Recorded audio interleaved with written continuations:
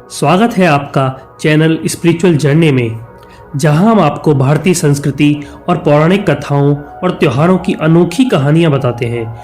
आज की इस वीडियो में हम मकर संक्रांति से रिलेटेड कुछ इन्फॉर्मेशन को साझा करेंगे। कैसे ये पर्व भिन्न भिन्न देवताओं को समर्पित हुआ और साथ ही जानेंगे कि कैसे इसे महाभारत और रामायण से जोड़ा जाता है। इस पर्व की खूबसूरती को चार चांद लगा देता है एक धार्मिक आयोजन जो भारतीय संस्कृति और आध्यात्मिकता का जीवंत उदाहरण है। चलिए बिना देरी के बढ़ते हैं वीडियो की तरफ। भारतीय संस्कृति में मकर संक्रांति केवल एक पर्व नहीं, बल्कि ये ब्रह्मा, विष्णु, महेश, गणेश, आद्य शक्ति और सूर्य की उपासना का व्रत है जो तन, मन और आत्मा को शक्ति और शांति प्रदान करता है। संतों के अनुसार इसके प्रभाव से प्राणी की आत्मा शुद्ध होती है एवं संकल्प और ज्ञान शक्ति बढ़ती है। मकर संक्रांति इसी चेतना को विकसित करने वाला पर्व है। ये संपूर्ण भारतवर्ष में किसी न किसी नाम से आयोजित किया जाता है। आइए जानते हैं इसकी महत्ता को। सूर्य के उत्तरायण होने के बाद से देवों की ब्रह्म मुहूर्त उपासना का पुण्यकाल प्रारंभ हो जाता है। इस काल को ही परा अपरा विद्या की प्राप्ति का काल कहा जाता है। इसे साधना का सिद्ध काल भी कहा गया है। इस काल में देवी प्रतिष्ठा, गृह निर्माण, यज्ञ कर्म आदि पुनीत कर्म किए जाते हैं। मकर संक्रांति के एक दिन पूर्व से ही व्रत उपवास में रहकर योग्य पात्रों को दान देना चाहिए।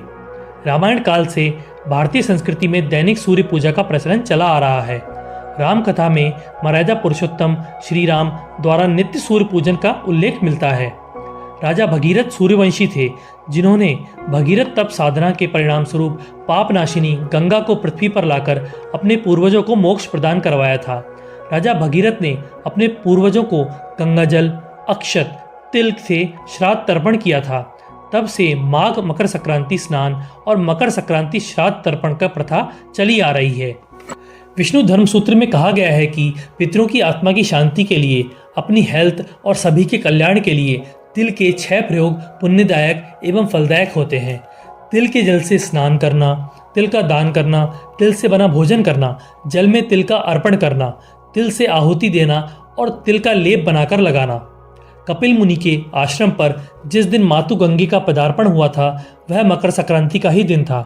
पावर गंगा जल से स्पर्श मात्र से ही भागीरथ के पूर्वजों को स्वर्ग की प्राप्ति हो गई थी।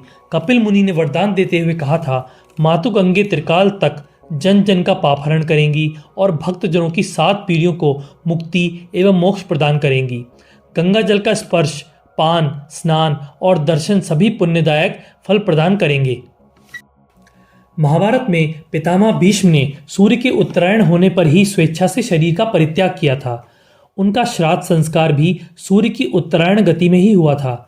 उसी प्रकार आज तक पितरों की प्रसन्नता के लिए तिल अर्घ एवं जल तर्पण की प्रथा मकर संक्रांति के अवसर पर प्रचलित है। सूर्य की 7वीं किरण भारतवर्ष में आध्यात्मिक उन्नति की प्रेरणा देने वाली है। 7वीं किरण का प्रभाव भारतवर्ष में गंगा जमुना के मध्य अधिक समय तक रहता है। इस भौगोलिक स्थिति के कारण ही हरिद्वार और प्रयाग में माघ मेला अर्थात मकर संक्रांति या पूर्ण कुंभ तथा अर्ध कुंभ के विशेष उत्सव का आयोजन किया जाता है। यही थी हमारी वीडियो। अगर आप महाकुंभ से रिलेटेड रहस्यों को जानना चाहते हो तो हमारे ऊपर दिए हुए लिंक पर क्लिक कर सकते हैं।